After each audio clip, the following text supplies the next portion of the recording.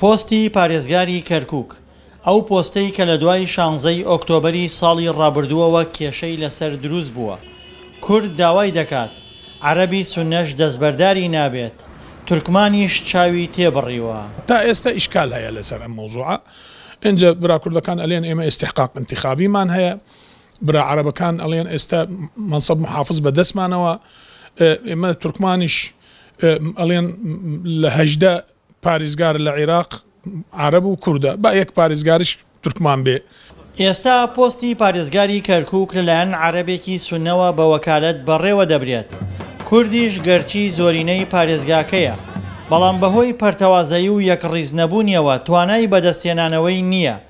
یەکێتی پارتی بە هۆکاری لە دەستچوونی ئەو پۆستە دەزانێت، پارتیش پێی وایە یەکێتی هۆکاری شکستەکەیە و کەرکوک و پۆستەکەشی دۆڕاندووە.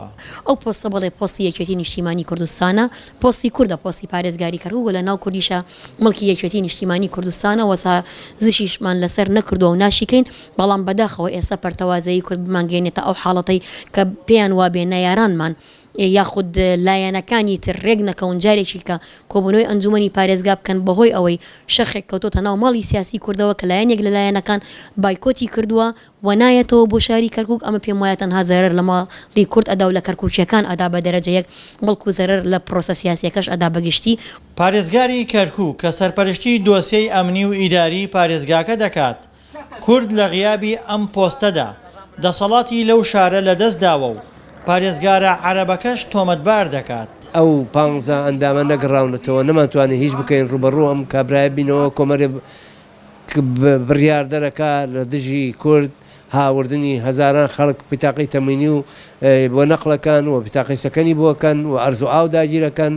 ئێمە ئەگەر مەجلیسمان کارا بکردایەتەوە وامان لێ ناهات، ئەمە کێشەکانە هەر لایەک نییە لە هەموو لایەکەوەیە. ئەنجومەنی پارێزگای کەرکوک لە 41 کورسی پێک دێت.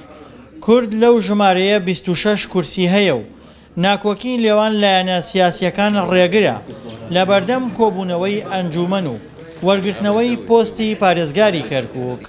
دڵشاد ئەنوەر، دەنگی ئەمریکا، پارێزگای کەرکوک.